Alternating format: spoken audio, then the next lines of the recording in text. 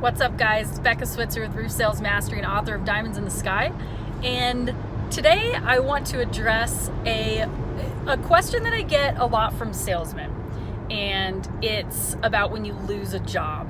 Okay, that always sucks. It's the worst when you go and you've done everything for that customer. You did the inspection, you met with the adjuster, they even signed a contingency, and you got everything done, and then they said, we're going with somebody else.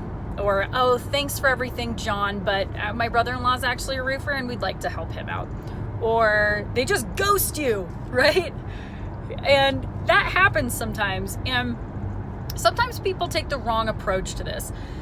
Salesmen, it's easy to be very frustrated with that scenario because it sucks, right? Like, that wasn't a very fair thing to do. We can all agree that's not very cool of the homeowner, but it does happen sometimes. And here's the question that I get. Becca, when that happens, should I go after that homeowner? Should I hold that contract over their head? Should I try to force them into doing it? And my answer is no. No, you guys. Here's why. First of all, it's not really worth your time. If somebody has already decided that they want to go a different direction, instead of going and trying to arm wrestle that person for 45 minutes into agreeing to let you do the work again, just spend that 45 minutes instead and go knock 25 doors. Go line up 2 or 3 more jobs. Okay? The other part of this equation is, do you really want to do work for somebody that doesn't actually want you to do work for them? So let's say that you did go and you had an argument with the homeowner and you were like, you signed this contract. You're held to this legally. You're bound to this contract. Well, let's say that they finally say, well, fine then, do the work. Do you think you can ever make that customer happy? No, this is going to be the customer from hell. There's not going to be a thing that you can do right on that job. The drip edge looks weird. That's not the color I picked. Do it again, right? Well, we're not paying you for this because they're going to pick things apart. Every nail they find in the yard, every little thing, the caulking isn't straight enough.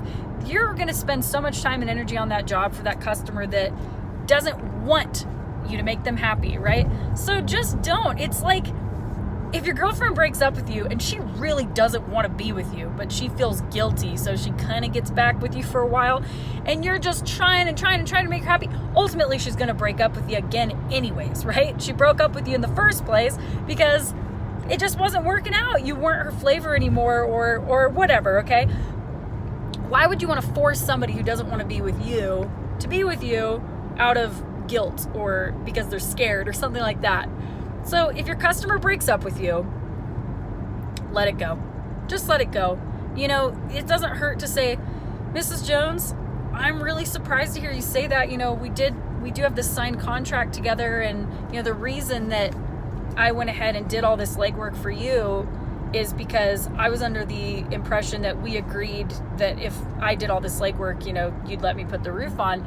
And just so you know, I don't get paid for all the stuff I've done for you. I don't get paid until the roof is done and the job's collected. So this is kind of a huge bummer for me. I mean, is there any real reason why we couldn't continue to work together? I would love to finish what I started for you and, just fill me in. You can see, sometimes you can uncover a different objection there. Like every now and again, the customer might have thought, well, actually, I just got scared that my insurance rates were going to go up if I did it. And so I didn't even want to use the check. After the check came, I felt bad. So then that's a different scenario, right? That's an objection you can handle. And you can say, oh, Mrs. Jones, I totally understand where that fear comes from. But the truth is, they're not going to personally single you out for filing a claim for an act of God, right?